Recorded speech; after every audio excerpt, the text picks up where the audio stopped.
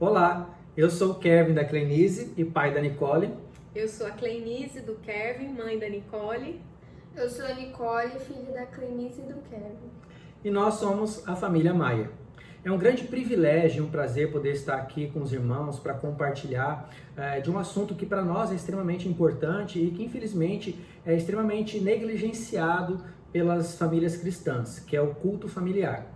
Nós temos a certeza que você já ouviu falar sobre o culto familiar, nem que seja pelo nome, né? Culto familiar, devocional doméstico. E é uma prática que tem sido esquecida, tem sido abandonada por muitas famílias hoje em dia. Aí eu quero lançar uma pergunta: qual foi a última vez que vocês se reuniram para ler a palavra de Deus, para orar, para estar junto com a sua família, sem ser na igreja? Em muitas famílias, o culto doméstico é uma atividade opcional, ou, na maioria das vezes, uma atividade superficial, como, por exemplo, uma breve oração antes das refeições. Outras famílias sequer fazem o culto doméstico. A consequência disso é que muitas crianças crescem sem o conhecimento ou sem nenhuma experiência prática do culto familiar, acreditando que a vida cristã se resume a ir à igreja aos domingos. Mas será que a vida cristã é só isso? O pastor americano Jerry Marcelino, no seu livro Redescobrindo o Tesouro Perdido do Culto Familiar, afirmou que a falta de vida que muitas igrejas experimentam em nossos dias pode ter sua origem nas muitas famílias cujos membros adoram Deus somente nos domingos. E ele está certo. A falta de adoração hoje nos nossos lares deixa-nos nós como crentes mornos, que não vivem a palavra de Deus. Hoje a gente pode dizer que existem muitos adolescentes que eles fingem conhecer a palavra de Deus, né? Então são crentes superficiais, são crentes que têm somente uma noção da fé, mas não vivem a fé. Ou seja, são cristãos apenas de domingo, são cristãos apenas na igreja, né? Ou, por exemplo, no Oance, no Geração Futuro, mas enquanto eles estão em casa, no trabalho, com os amigos, na escola ou até mesmo sozinhos, eles são irreconhecíveis como filhos de Deus. E é por essa razão que muitas vezes falta hoje na nossa igreja, ou na igreja de uma forma geral, fervor espiritual, falta entusiasmo pelas coisas de Deus, falta choro, falta perdão, falta arrependimento, falta quebrantamento, falta enchimento do Espírito Santo. E muitas vezes sobram heresias. E a gente não tem dúvidas de que a decadência que a igreja, de um modo geral, enfrenta nos dias de hoje, e também a decadência que a sociedade enfrenta, começa com a decadência espiritual dos nossos lares. O pastor americano Charles Hodge disse certa vez que a qualidade da igreja e do Estado depende da qualidade da família. Se a religião desaparece da família, não poderá residir em outro lugar. A família, ela é um seminário, né, onde você aprende a ser igreja e a ser Estado, né? E ali muitos filhos, se não forem instruídos, ali ele vai fracassar. E a pergunta que fica é: a sua família, ela está contribuindo para construir uma igreja, uma sociedade melhor? Como será o mundo que a sua família deixará para os seus netos e os bisnetos? Nós acreditamos que o culto doméstico é uma excelente ferramenta para fortalecer espiritualmente nossas famílias, nossa igreja e até mesmo a nossa sociedade. Afinal, se as nossas famílias, se os membros da nossa família estão crescendo diariamente, experimentando diariamente a presença de Deus em suas casas e crescendo em amor a Cristo, isso será evidenciado na sua adoração pública. E a igreja com certeza será transformada por esse crescimento. Além disso, nós cremos que o culto familiar é uma ordenança bíblica, é um dever que toda família cristã tem. Por isso, o nosso objetivo hoje é responder a seguinte pergunta: o culto familiar é uma ordenança bíblica ou é só mais uma modinha? O objetivo dessa pergunta é impactar, é levar as famílias a refletir a importância do valor do culto doméstico. Será que é só mais uma modinha que a igreja está querendo colocar para entreter os irmãos? Ou é para, em meio a essa pandemia, né? Ou é para uma reflexão mesmo, se é uma modinha ou é uma ordenança bíblica? Exato. Ou será que o culto familiar é de fato um dever cristão? É uma ordenança que Deus deu em benefício às famílias e que por algum motivo tem sido negligenciado? Será que há base bíblica que demonstre a importância do culto doméstico? Se sim, quais são os benefícios que o culto doméstico pode proporcionar para as famílias cristãs?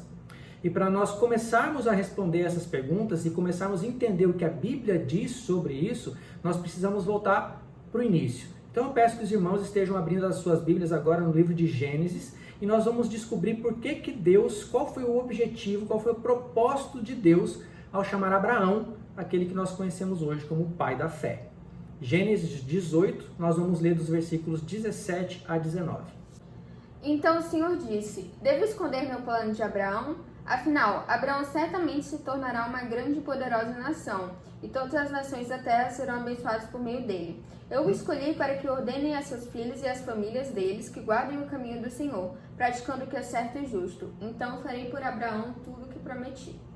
Reparem que a escolha de Deus por Abraão tinha um propósito bem estabelecido, bem específico. Ele escolheu Abraão para que Abraão ordenasse, ou seja, desse ordens a seus filhos e aos filhos dos seus filhos, para que eles seguissem o caminho de Deus, para que eles praticassem o que era justo e certo. Ou seja, era um ensino familiar. Abraão foi chamado para ensinar filhos e os filhos dos filhos. Ele está falando de um contexto familiar, para ensinar dentro da casa, para ensinar dentro da família. A partir do momento que Abraão ensinasse os seus filhos e os filhos dos seus filhos, Abraão estaria assim abençoando todas as nações da terra. O teólogo puritano Oliver Haywood já dizia que a religião começa com indivíduos e passa para familiares. Estas esferas menores de relacionamento formam as grandes, igrejas e comunidades. Ambos consistem em famílias. Outro bom exemplo, também sobre o culto familiar no Antigo Testamento, é em Deuteronômio 6, de 5 a 9 e de 11 a 18 a 21. Nicole, lê pra gente. Ame o Senhor, seu Deus, de todo o seu coração, de toda a sua alma e de toda a sua força. Guarde sempre no coração as palavras que hoje eu lhe dou. Repita-as com frequência a seus filhos. Converse a respeito delas quando estiver em casa e estiver caminhando, quando se deitar e quando se levantar. Amarre-as às mãos e prenda-as à testa, como lembrança. Escreva-as nos batentes das portas de sua casa e em seus portões. Gravem estas minhas palavras no coração e na mente. Amarre-nas às mãos e prendam-nas na testa como lembrança. Ensinem-nas a seus filhos. Conversem a respeito delas quando estiverem em casa e quando estiverem caminhando, quando se deitarem e quando se levantarem. Escreva-nas nos batentes das portas de sua casa e em seus portões, para que, enquanto o céu permanecer acima da terra, você e seus filhos prosperem neste chão que o Senhor jurou dar a seus antepassados. esses textos de Deuteronômio nos ensinam que Deus deu uma responsabilidade individual para cada um de nós, de amar o Senhor de todo o coração, com toda a sua alma, com toda a sua força, com todo o seu entendimento. Esse, inclusive, é o primeiro e maior mandamento, conforme Jesus nos ensina lá em Mateus 22, 38. Além disso, outro requisito individual é de você guardar no seu coração as palavras de Deus. Mas existe uma ordem que ultrapassa esse requisito individual nesse texto e se estende a toda a família, que é a ordem, que é a responsabilidade que os pais têm de ensinar os filhos. Ou seja, aquela ordem que foi dada a Abraão, nesse texto, ela é estendida também para todos nós, para todo cristão.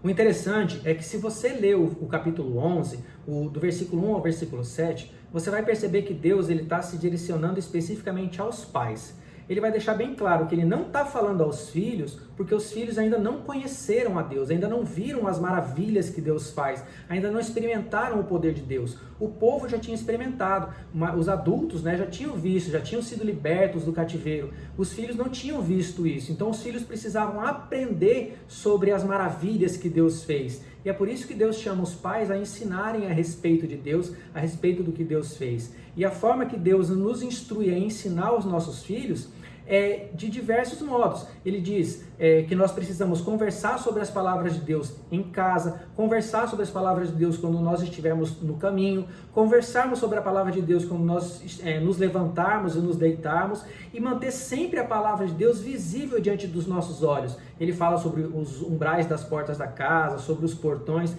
A representação disso é que a gente tem que estar constantemente com as palavras de Deus nos nossos olhos. Um exemplo disso é aquele quadrinho que tem ali na parede, que a Nicole deu uma espiadinha, né? A gente tem essa prática aqui em casa. A gente pegou alguns versículos e fez uns quadrinhos com ele e esparramou pela casa. E aí a gente de vez em quando está batendo o olho nos textos e se lembrando desses textos. É isso que Deus fala com relação ao você usar essas oportunidades para ensinar em casa.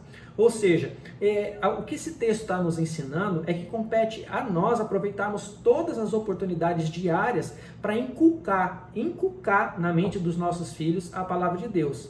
E se vocês repararam, dentre as várias formas de ensino, apenas uma delas não está dentro do contexto familiar ou dentro do contexto doméstico, né? Que é você ensinar enquanto você está caminhando. Né, quando você está caminhando. Os outros, todos estão dentro de um contexto doméstico, dentro da casa, enquanto você se levanta, enquanto você vai dormir, botando nos umbrais das portas, é tudo dentro do contexto familiar. Vocês repararam a intencionalidade do texto? É isso que Deus busca da gente, que a gente seja intencional, e isso precisa ser diário. Vamos ver mais um texto do Antigo Testamento que fala sobre o propósito de Deus para as famílias. É um texto que vai nos mostrar qual é a responsabilidade que nós pais temos na questão do ensino em casa da palavra de Deus. Vamos abrir o Salmo 78 e vamos ler dos versículos 4 a 7. Nicole, lê pra gente. Não esconderemos essas verdades dos nossos filhos. Contaremos à geração seguinte os feitos gloriosos do Senhor, seu poder e suas maravilhas. Pois ele estabeleceu seus prefeitos a Jacó, deu sua lei a Israel. Ordenou aos nossos antepassados que a ensinassem a seus filhos, para que a geração seguinte, os filhos ainda por nascer, a conhecessem. E eles, por sua vez, a ensinarão a seus filhos. Portanto, cada geração deve pôr sua esperança em Deus, não esquecer seus poderosos feitos e obedecer a seus mandamentos. Bom, como vocês podem ver, o Antigo Testamento deixa bem claro que o plano de Deus para a família é que ela seja um mecanismo de transmissão da palavra de Deus. E essa transmissão é feita de diversas formas, por meio do ensino, por meio da leitura da palavra, por meio de orações, por meio de louvores, de momentos de culto a Deus em família. E no Novo Testamento isso não é diferente. Vamos ler o que Paulo ensina em Colossenses 3,16.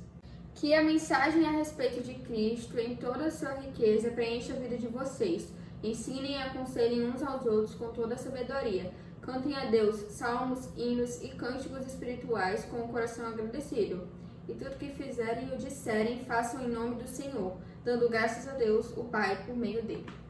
Percebam que a orientação de Deus aqui é a mesma que ele havia dado no Antigo Testamento, que é de você guardar no coração a mensagem a respeito de Cristo, e isso envolve uma questão individual, e também de você ensinar uns aos outros. E no contexto, os outros mais próximos são justamente aqueles que fazem parte do nosso círculo familiar. São as esposas, os maridos, os filhos, os pais, conforme a gente pode ver nos versículos que seguem, versículos 18 a 21.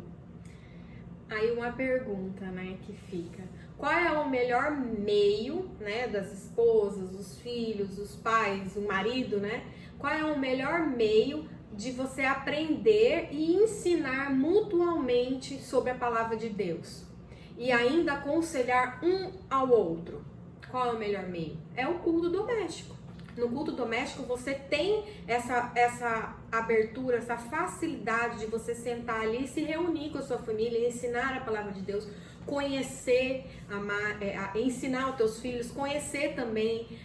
Aqui em casa a gente tem muita troca de informações. Eu aprendo muito com a Nicole, aprendo muito com o meu esposo, e eu tenho certeza que eles aprendem comigo. E no culto familiar isso agrega muito ao lar, à família. Exato. Por quê? Porque o culto familiar ele é uma esfera de adoração que reúne todos que vivem sob o mesmo teto. Numa adoração conjunta, né? Isso envolve esposo e esposa, no caso se você não tem filho. Isso envolve o pai e os filhos, ou a mãe e os filhos, caso a sua família, por algum motivo, não tenha o outro cônjuge.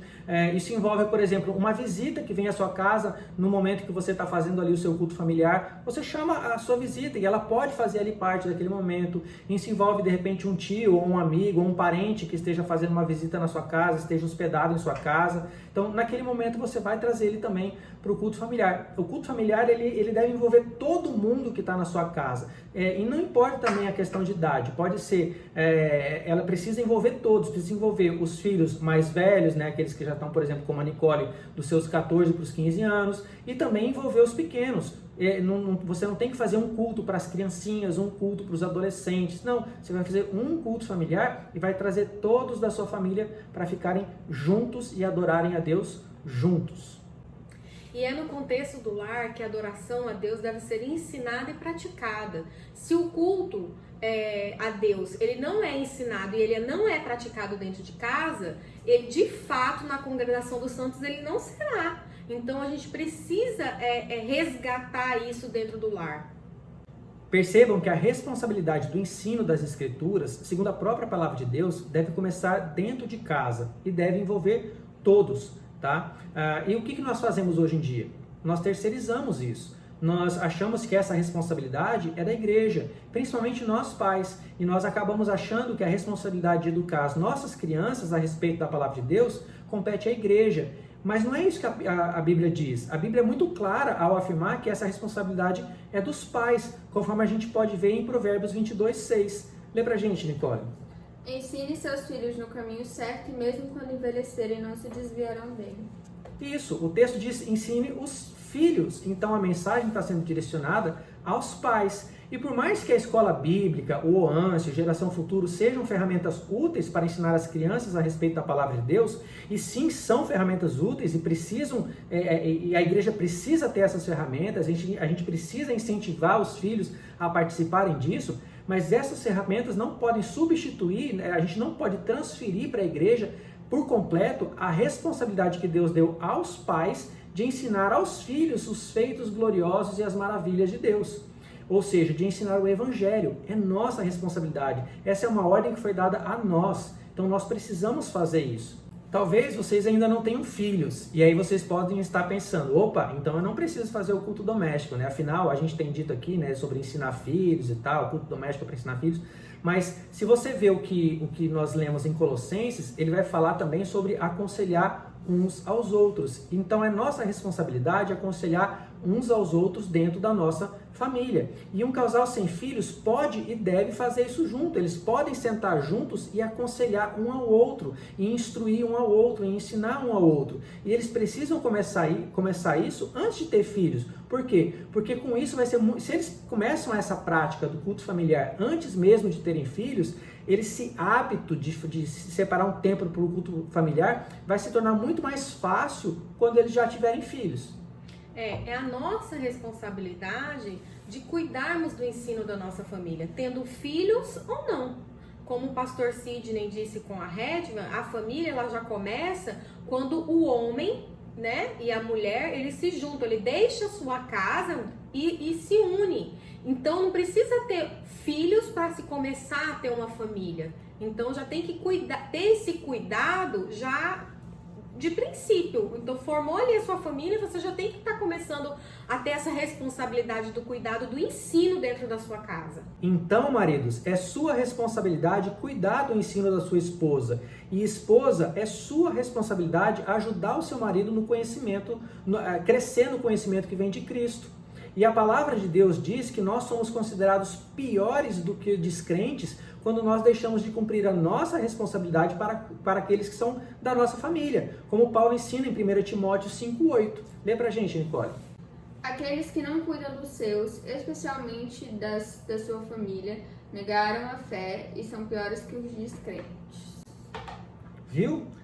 Se nós negligenciarmos essa responsabilidade que Deus nos deu de ensinarmos dentro do nosso contexto familiar, seja marido ensinando a esposa ajudando o marido no ensino, ajudando a crescer no conhecimento da palavra de Deus, nós seremos considerados piores do que descrentes. É como nós dissemos no início, se nós não estamos praticando em casa o culto doméstico, se nós não estamos ensinando os nossos filhos a prática do culto doméstico, nós estamos, na verdade, forjando cristãos, e talvez nós mesmos sejamos esses cristãos, que pensam que cultuar a Deus é uma atividade dominical, uma atividade pública que só se faz nos domingos. Mas não é isso que a palavra de Deus diz. E se nós não praticarmos isso e não ensinarmos isso, os nossos filhos crescerão sem entender a necessidade de você ter, por exemplo, uma devoção particular, um momento devocional onde você faz sozinho ou só você e Deus, eles vão crescer sem ter a noção da necessidade da devoção familiar, deste momento que nós estamos falando aqui, do culto familiar, e eles também vão crescer com uma devoção comunitária fraca, ou muitas vezes, como nós já dissemos, fingida. Paulo, por exemplo, faz um alerta em 2 Timóteo 3, 1, 5, sobre tempos difíceis, tempos que, abre aspas, as pessoas só amarão a si mesmas e ao dinheiro, serão arrogantes e orgulhosas, zombarão de Deus e desobedecerão a seus pais, e serão ingratas e profanas. Não terão afeição nem perdoarão, caluniarão os outros e não terão autocontrole, serão cruéis e odiarão o que é bom, e trairão os amigos, serão imprudentes e cheias de si, e amarão os prazeres em vez de amar a Deus. Preste atenção agora. Serão religiosas apenas na aparência, mas rejeitarão o poder capaz de lhes dar a verdadeira devoção. Essas pessoas podem ser os nossos filhos, ou os filhos dos nossos filhos, se nós negligenciarmos a nossa responsabilidade de ensinarmos em casa a eles a guardarem o caminho do Senhor, praticando o que é certo e o que é justo, né? De modo que eles também possam fazer isso com os filhos deles. Ficou bem claro agora a questão da ordenança do culto familiar, né? O devocional em família. Não é simplesmente uma modinha. A questão é, por que a gente não faz? Por que não fazemos o culto, né? Exato. Uns dias atrás, o pastor Sidney fez uma pesquisa com os membros da nossa igreja e essa pesquisa ela é reveladora. Essa pesquisa mostra que 64,7% das pessoas que participaram acreditam ser importantíssimo a realização do culto doméstico, enquanto 35,3% pessoas acham importante. Ou seja, 100% das pessoas que participaram da pesquisa acreditam que é importante a realização do culto doméstico. 100% delas acreditam. Porém, 45% não praticam o culto familiar. E 40% só fazem de vez em quando. E mais, apenas 10% das famílias de nossa igreja têm essa prática diária, sendo que 5% delas se resume apenas à leitura bíblica diária. Não é curioso?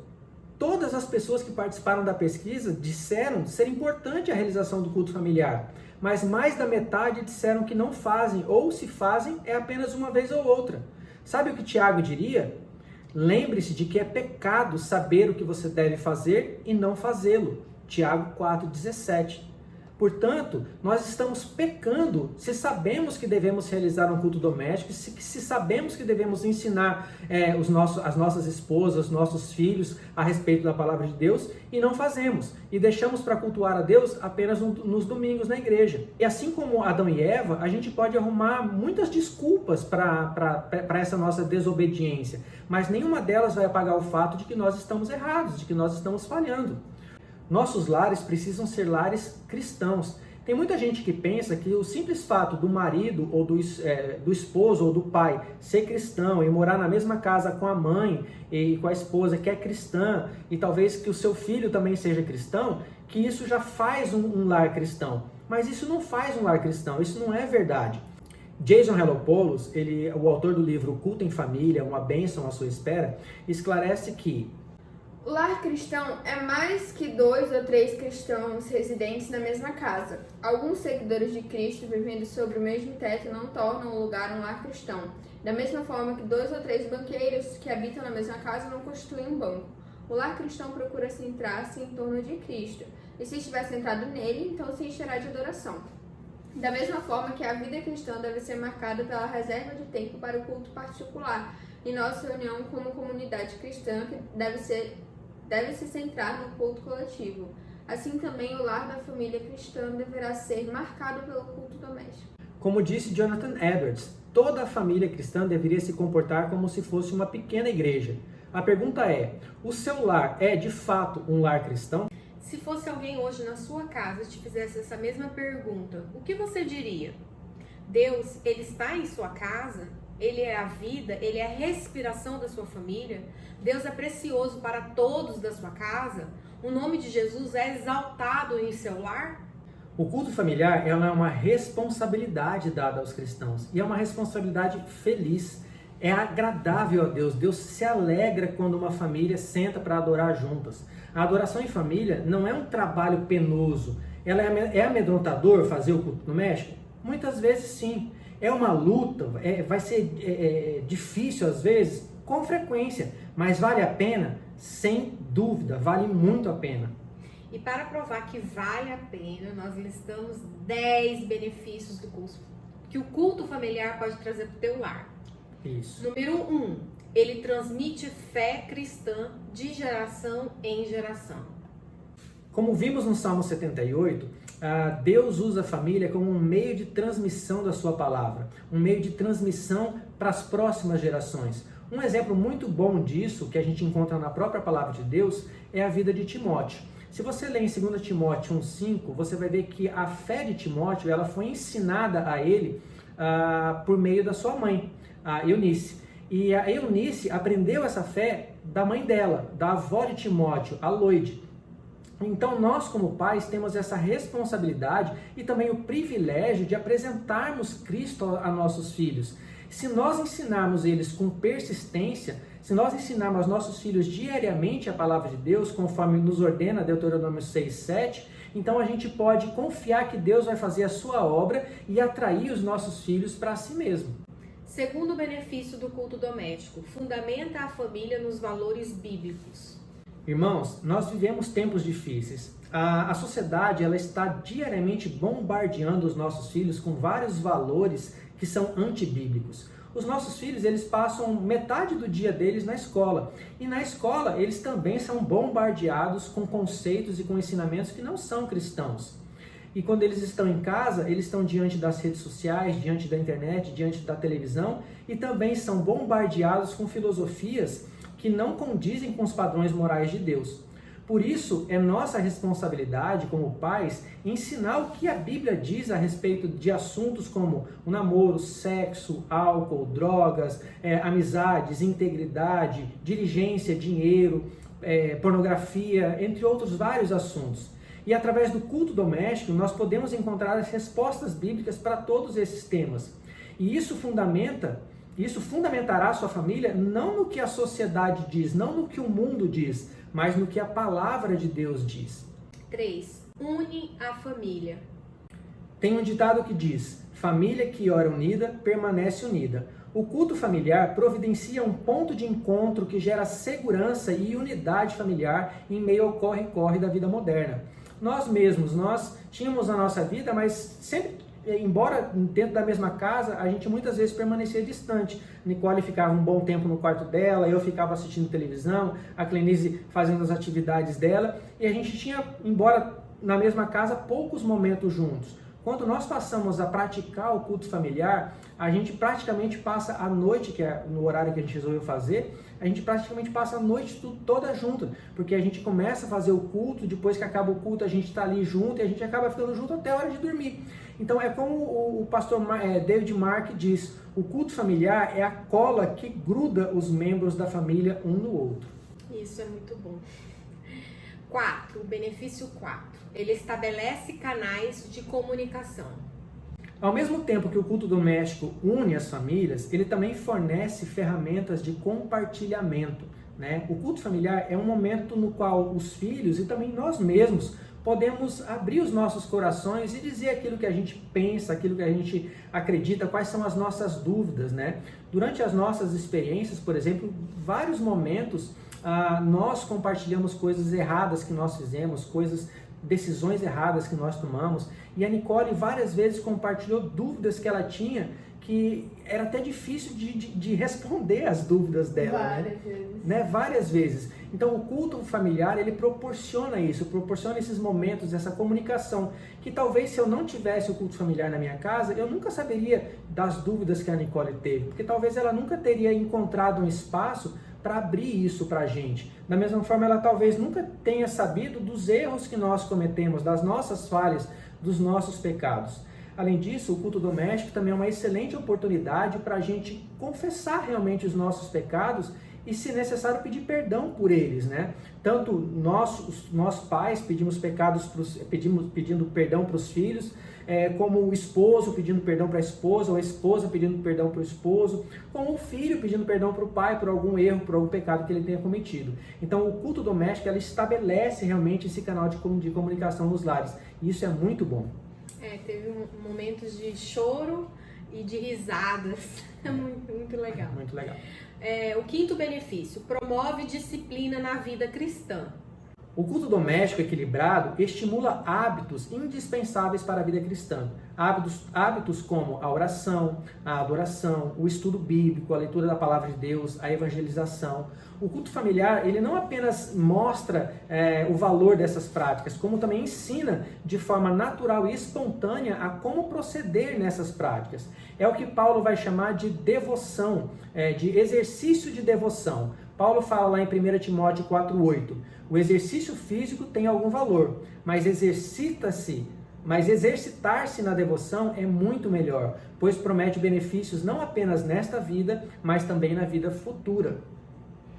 Sexto benefício, ele promove a vida cristã como estilo de vida. O hábito do culto familiar nos lembra que a vida cristã ela é uma vida e ela precisa ser vivida diariamente, todos os dias. Ela não é uma atividade, nós não devemos cultuar como uma atividade apenas aos domingos. Nós precisamos cultuar a Deus todos os dias.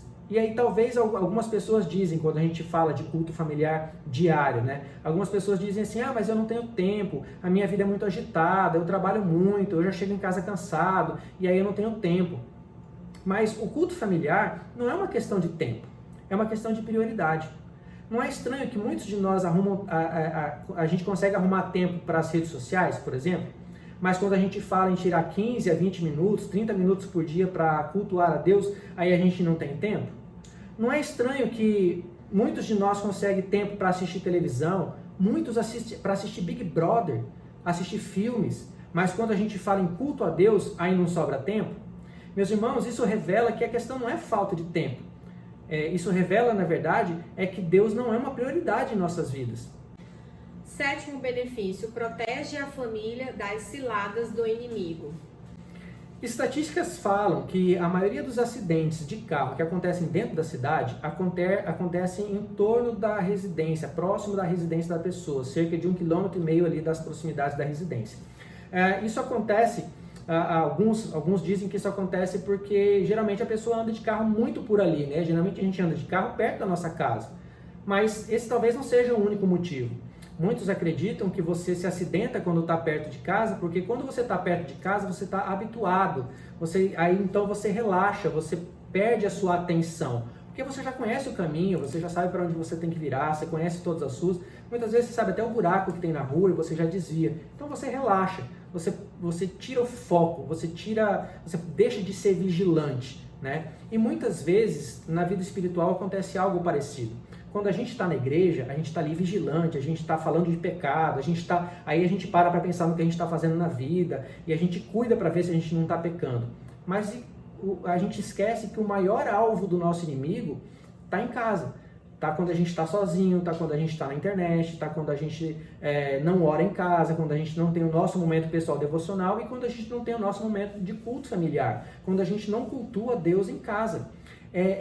A casa é um dos principais focos do nosso inimigo, tá? Então a gente precisa estar vigilante em casa também. Então o culto familiar ele vai promover esse cuidado e vai nos deixar diariamente vigilantes. O oitavo benefício, grava para sempre a palavra de Deus nas mentes e corações. Uma outra estatística interessante é que uma pesquisa feita pela Kelton Research, que é uma empresa americana, ela descobriu que 80% de 1.000 consultados sabiam o nome exato do principal ingrediente do Big Mac, que é 2 hambúrgueres. Mas menos de 6 em cada 10 sabiam o mandamento não matarás. Menos da metade dos pesquisados, ou seja, 45%, podiam lembrar do mandamento honra teu pai e tua mãe. Mas 62% sabiam que há picles no Big Mac. Não é curioso isso? Eu fico imaginando, será que se essa pesquisa fosse feita no Brasil, o resultado seria diferente? Nesse aspecto, o culto familiar prepara um investimento em memorização. Quando nós realizamos o culto doméstico, a gente acaba meio que naturalmente memorizando as escrituras, aprendendo canções cristãs, né? Memorizando canções cristãs, aprendendo e memorizando histórias bíblicas. Nono, desperta para a missão familiar. A família cristã, ela não vive só para si, ela precisa olhar também ao seu redor. O culto doméstico pode abrir a visão para a necessidade de levar Cristo para outras pessoas, né? Quanto mais a gente pratica o culto, quanto mais a gente aprende a respeito de Cristo, mais a gente tem a noção de que a gente precisa levar essa palavra, essa mensagem, o evangelho, para outras pessoas. Então a gente desenvolve, por meio do culto doméstico, o sentimento de necessidade de levar a palavra de Deus para outras pessoas. E geralmente a gente começa fazendo isso para aquelas pessoas que estão ao nosso lado. Então a gente acaba a gente acaba descobrindo a missão da família na evangelização, por exemplo, dos nossos vizinhos. O último benefício, ele contagia outros. Por incrível que pareça, o culto familiar criativo, consistente e bíblico, ele vai ser também contagiante. Ele vai contagiar outras pessoas, ele vai contagiar seus amigos. Por quê? Porque a vida da sua família vai mudar. E os seus amigos vão perceber essa mudança e eles vão querer saber o que está acontecendo, por que vocês estão diferentes, né? É como quando nós nos convertemos, né? As pessoas notam essa diferença, as pessoas notam Cristo na nossa vida. E quando Cristo está presente na vida da família, a vida da família muda também, a forma de viver da família muda e as pessoas vão ver isso. E aí você vai ter a oportunidade de falar o que está acontecendo e isso vai contagiar outras pessoas. Se nós praticarmos efetivamente o culto doméstico, isso vai criar um efeito dominó entre as famílias, por exemplo, da nossa igreja. Bom, a nossa esperança é que vocês já estejam convencidos da importância e da bênção do culto familiar. Agora que nós sabemos que o culto familiar ela é uma ordenança bíblica, ela é uma vontade de Deus para as nossas famílias, resta saber quem é o responsável por colocar o culto familiar em prática. E como fazer isso? E é agora que o caldo engrossa. A responsabilidade são de ambos, do marido, da mulher, né, do pai, da mãe. É responsabilidade de ambos, procurar incentivar a adoração no lar. Então, de dar apoio um ao outro para que isso ocorra, para que tenha um culto familiar dentro de casa. Dessa forma, eles vão compartilhar as responsabilidades geral do culto da família. Aqui em casa é muito gostoso, né? Porque cada um tem a sua contribuição. Então isso é muito bom. Isso. Entretanto, prioritariamente, a liderança espiritual do lar é responsabilidade do marido. Nós fomos designados por Deus para amar as nossas esposas e para cuidar delas, como Cristo cuidou da igreja. E é interessante que a palavra lá em Efésios 5 diz que Cristo cuida da igreja pelo lavar da palavra. Então, o homem também precisa cuidar da sua esposa com o lavar da palavra. E o lavar da palavra é através do ensino bíblico, né, do culto familiar. E se existem filhos na família, então é principalmente responsabilidade do pai, como cabeça do lar, cuidar de quem se encontra sob os seus cuidados, guiando eles na adoração. Infelizmente, uma das maiores reclamações que nós ouvimos na época que nós éramos líderes de célula na igreja, vinham das mulheres. Elas diziam assim: eu quero muito fazer o culto familiar, mas o meu marido não toma a iniciativa. E não pense que aqui em casa foi diferente. Nós ficamos anos sem fazer o culto familiar em nossa casa, né? Embora a Clenise quisesse muito, me pedisse muito, mas não sei, a gente não fazia, isso era culpa minha. E se tem uma coisa que a pandemia me mostrou, e também mostrou a nossa família, é que nós temos a necessidade de cultuarmos a Deus não só na igreja, mas também nas nossas casas. Vocês pensam que foi fácil? Não foi. Mas hoje, graças a Deus, a gente sente falta quando por alguma razão a gente não consegue tirar o nosso tempo para fazer o culto familiar, para ter o nosso momento de adoração em família. Por isso, homem, eu posso dizer por experiência, não negligencie essa responsabilidade que você tem de cuidar do ensino bíblico dentro da sua casa. Não deixe que a mornidão espiritual entre no seu lar. Não permita que a sua esposa e que os seus filhos se afastem de Deus porque você foi negligente com a sua responsabilidade de chamar eles para cultuar a Deus dentro da sua casa. A sua responsabilidade não é ser apenas um provedor material dentro da sua casa. Você é sim o provedor material, mas você também é o provedor espiritual. Nós somos os pastores do nosso lar e a nossa esposa e os nossos filhos são o nosso pequeno rebanho. E Deus colocou esse pequeno rebanho sobre a nossa responsabilidade. O teólogo James Alexander disse certa vez que nenhum homem pode aproximar-se do dever de liderar sua família em um culto espiritual, sem uma solene reflexão do papel que ocupa em relação aos seus deveres. O homem é o chefe do lar, por divina e inalterável instituição. Estes são deveres e prerrogativas que ele não pode transferir. Não se enganem, nós, homens, temos uma grande responsabilidade perante o Senhor. E se nós colocarmos o culto familiar como uma atividade diária em nossas vidas, isso vai nos ajudar a nos concentrarmos nessa responsabilidade. Nós não devemos, meus irmãos, transferir essa responsabilidade para ninguém. Nós não devemos transferir essa responsabilidade para as nossas esposas. Nós precisamos ser homens e assumir essa responsabilidade. Não pense que o desejo da sua esposa de realizar um culto familiar seja só frescura dela. Não é. Isso é como nós vimos, Deus quer isso para nós. Ele quer que a nossa família seja utilizada como um meio de propagação da sua palavra. Ele quer que a família seja utilizada para que nós estejamos nos ensinando mutuamente. Então nós precisamos fazer isso através do culto familiar. E eu posso te garantir que você não vai se arrepender. Você não pode permitir que a sua família saia do trilho para daí você perceber, putz, por que eu não fiz o culto familiar antes? Por que eu não ajudei a minha família antes? Não deixa a sua família sair do trilho. Ensine ela enquanto ela está no trilho. Ensina ela a se manter no trilho. E você pode ter certeza, não vai ser fácil, mas você não vai estar sozinho. O Espírito Santo vai estar te ajudando e a sua mulher, que é a sua fiel auxiliadora, também vai estar te ajudando.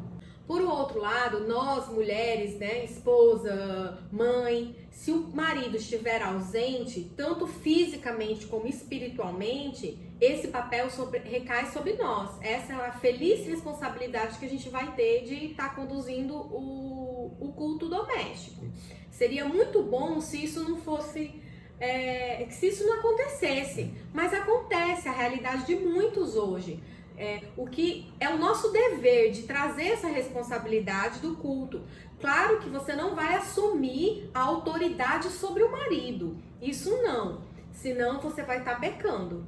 Então, como proceder? Se o seu marido é cristão, mas faz pouco caso do culto doméstico, ou então se o seu marido não é cristão, explique para ele a necessidade do culto familiar, explique para ele como o culto familiar é importante para você e como você tem o desejo que ele participe com você do culto familiar. Se ele permitir e quiser participar, ótimo, assuma o controle e faça o culto.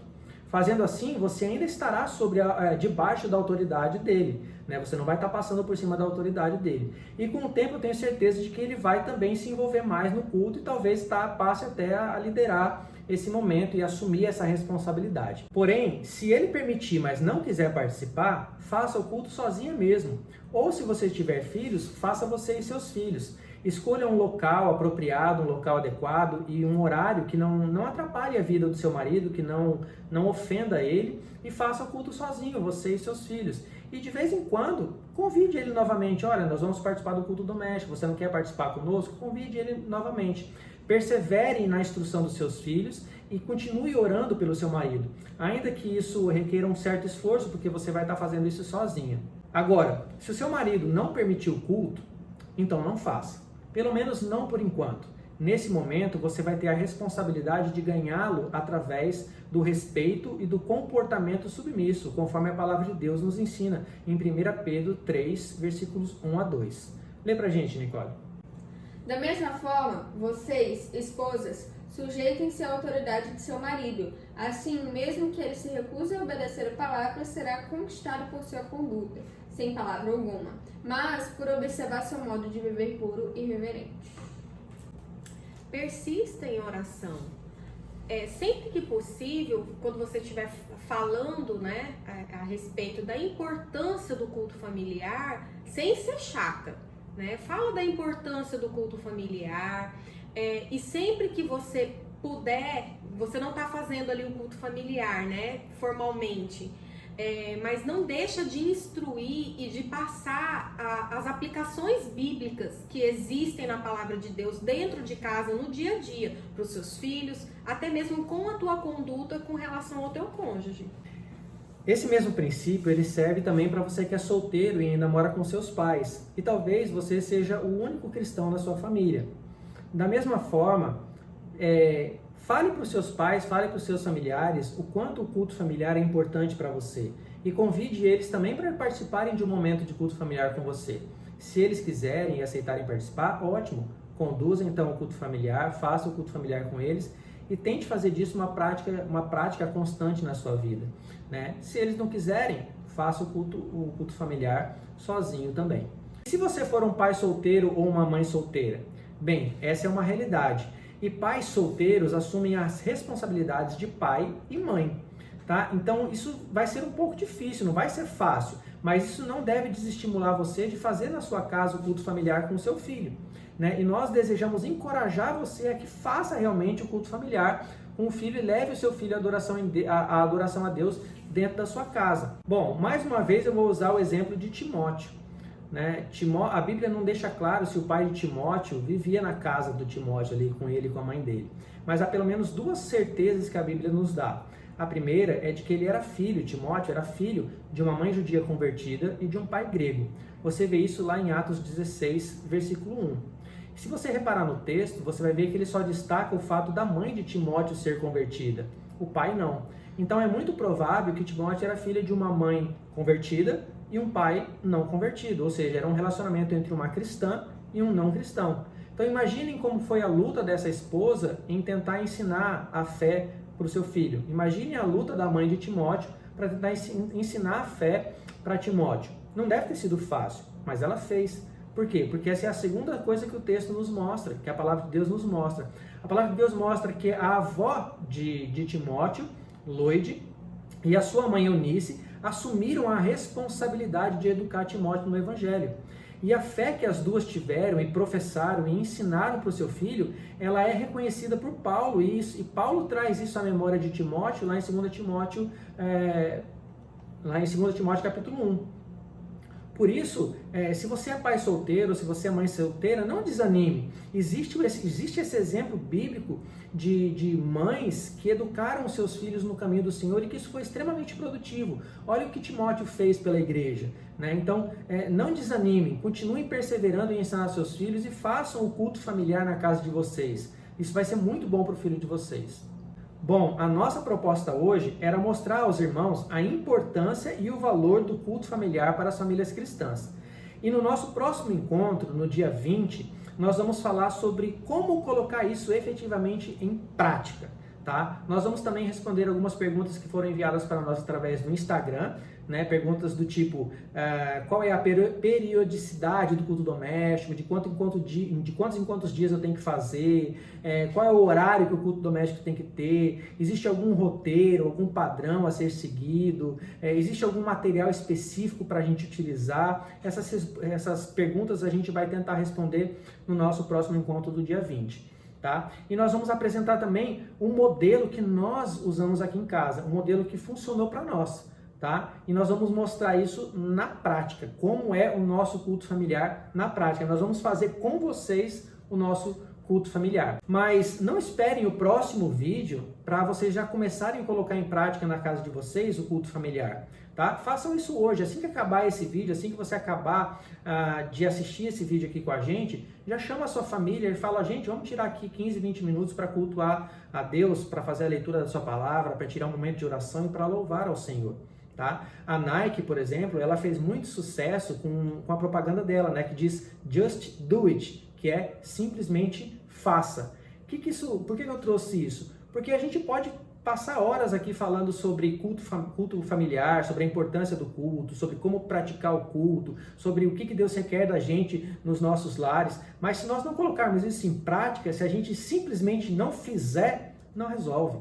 Então vamos fazer, né? Agora que a gente mostrou aqui que biblicamente isso é uma ordenança de Deus, Deus espera que nós façamos isso, simplesmente faça, tá? Tome a iniciativa, homem, tome a iniciativa e faça o culto familiar na sua casa. Mulher, se o homem não estiver tomando essa atitude, tome você a iniciativa, né? Seguindo as orientações que nós demos. Convide o seu marido, faça isso debaixo da autoridade dele, mas faça isso na sua casa, tá? Esse é o nosso desafio que a gente vai deixar hoje, que você já comece hoje a fazer o culto familiar na sua casa. Se você quiser, tira uma foto e compartilha nas redes sociais e marca lá a igreja para a gente poder compartilhar isso com as outras pessoas, né? Vamos fazer aquela estatística que nós mostramos das famílias da nossa igreja que não fazem culto familiar, vamos fazer aquela estatística mudar, vamos aumentar o número de famílias que fazem o culto familiar.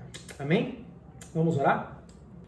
Deus querido, Pai maravilhoso, graças te damos, meu Deus, por este tempo em que o Senhor permitiu que nós estivéssemos falando, Pai, para a Tua igreja a respeito da importância do culto familiar. Pedimos, Senhor, que o Teu Espírito Santo esteja nos abençoando, Deus querido, e abençoando também a vida de cada família que assistiu este vídeo, Pai.